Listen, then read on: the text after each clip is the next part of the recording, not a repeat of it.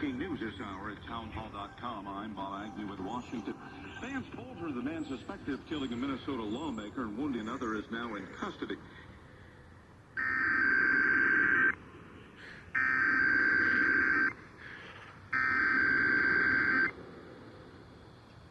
The civil authorities have issued a required weekly test for all of Arizona, all of Colorado, all of Idaho, all of Montana, all of New Mexico, all of Utah, and all of Wyoming, beginning at 11 a.m. and ending at 12 p.m. Test message EAPAWS open cap EAS feed configuration test message.